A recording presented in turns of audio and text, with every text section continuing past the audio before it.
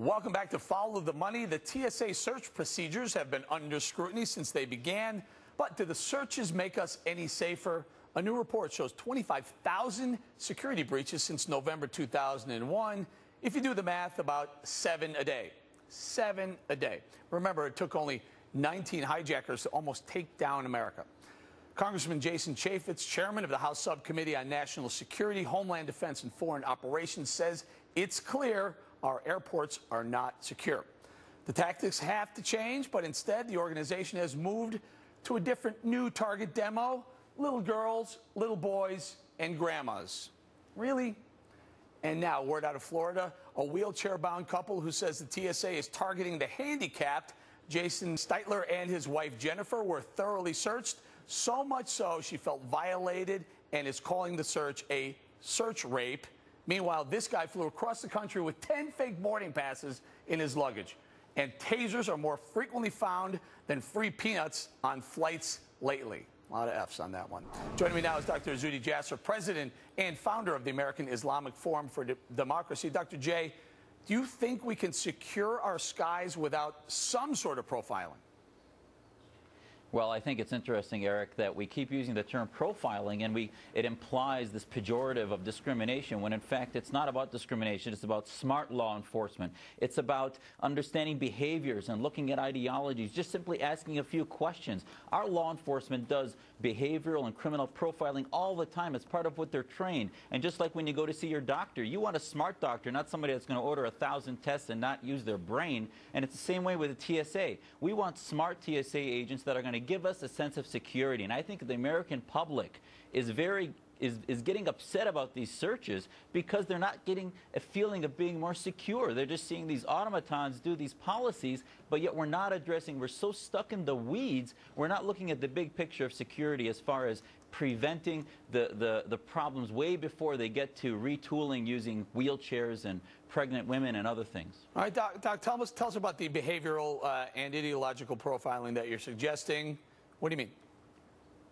Well, I'm talking about the fact that you don't just screen everybody, that what you do is you look at people, for example, using one-way tickets, individuals that have traveled frequently that didn't used to travel before, certain demographics, where they're traveling to, the ideologies from which they come. If they, for example, people that had been in prison or people that had been spreading ideas on the internet, are we following their cyber jihadist techniques and the websites that they travel and then profiling them that way? Because that's where we should be focusing. We're just sort of addressing everybody generically, but not following ideology, I think is problematic. Doc, El Al out of Israel has been recognized as the safest airline or one of the safest airlines. What do they do? How do they handle profiling? Well, I think what they do is you'll find for those that travel to Israel, we'll see that they get asked a series of questions. Just like if you get stopped on the street, by a police officer for speeding. That is an initial cause, and then they start asking questions. They can tell the regular family that's just traveling versus somebody that may be committing a crime, and it's the same way. The El Al security is trained in observing eye movements, observing behaviors, so they ask a few questions. They may look, if they see something concerning, then start looking more with more discernment. They're not just automatons, and I think that's what you find different. And now they may tell you, well, they deal with a much smaller population, but I would hazard to guess that if we did a threat analysis, that the amount of resources we spend and money we spend searching wheelchairs and demographics that aren't a threat, we could narrow that into smarter law enforcement, better trained TSA agents. I think we could still serve a larger population and be just as effective as El Al. Doctor, can I keep you here while I bring my panel in? I would like to do that if I may. Juan, take a listen to this. You heard Dr. Jasser tell us that we need some sort of profiling. Now, is there anything, you find anything wrong with behavioral profiling, Juan? Behavioral is quite different than racial, Eric, and no. In fact, I think that's what the TSA, FBI, these folks do already. And they certainly do go on the internet, just as Dr. Jasser was suggesting, and look for trends, reports of any indication that any plots are afoot, new ideas. The other day we heard about this idea of bombs being implanted in bodies. That came from, again, work being done by Homeland Security.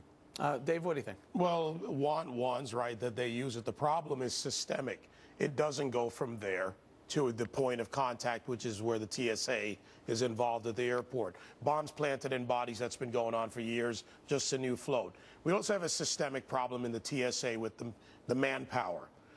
I went through the process about 3 years ago. I tried it. I wanted to see what it was like to apply, to go through the testing, to take their test, look at their process. And simply put, we're not getting the best. We are not discriminating and putting the best people in the TSA at all times. This I saw for myself in my own experience. When you had a systemic problem with political correctness and a lack of using tools like behavioral profiling, and yes, there is an element of racial and behavioral profiling, then you've got to use all those tools. We have a larger population, but we can train better agents to assist law enforcement. Doc, 25,000 security breaches since November 2001. Meanwhile, we put it up earlier. We have the video of the little boy being patted down, the little girl getting patted down, the 93-year-old or 5-year-old grandmother who had to take off her adult diaper. The TSA seems to be completely out of touch of what they're looking for. Is that the target demo? Are those the people we should be looking at? Absolutely not. And I think the problem, Eric, is, for example, what were these breaches? I bet you the breaches they're calling breaches, most of us that are looking at smart law enforcement would not even call necessarily breaches, because the whole parameter, the way they're making the diagnosis is so narrow-minded about looking at everybody blindly. The whole way they make the diagnosis is wrong, so they're not able to triage. You look at the White House's report on counterterrorism strategy from just 10 days ago, the word ideology is in the 17-page report 20 times, and they don't identify what it is. So no wonder TSA is having all these breaches and ineffective, because they're not focused. They need a laser focus about where the threat is militant Islamism, and there are hundreds of groups around the world that are breeding that ideology, that's fueling groups like Lashkar-Taiba and Islamists and others, and we aren't looking at that because of political correctness. Juan? Well, I think that's right. I mean, you got to, break through the political correctness haze and actually look at the threat. I don't think we have any room to play games here and be politically correct or adhere to some code. The idea is to stop the threat. So I couldn't agree more. I don't think you need to engage in racial profiling.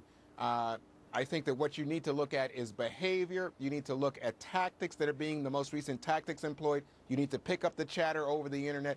I think a lot of this is being done. Let me just say, when we talk about these breaches, I think this story is a lot of hype, because from when I dug down a little bit, what it indicated that the breaches is over a 10-year period. Right. So we're talking about 1% of all the billions of people who have been traveling. 7 a day, Juan. 7 a day. That the number comes to 7 a day. But Eric, I mean, you know what they're talking about? They're talking about things like lost baggage or a machine that's not properly calibrated. Let me turn this to you, David. You have some experience here. We only have a very short period of time.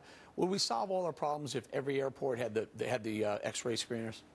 We would solve a lot more of our problems, number one, if they had them, but it's the combination of tools. And by the way, the falsehood in this is it only takes 19 to kill 3,000. It only takes one breach. We have to get it right every single time. Great point. All right, we'd have to leave it there. Coming up next, by the way, thank you to Dr. Zuhdi Jasser.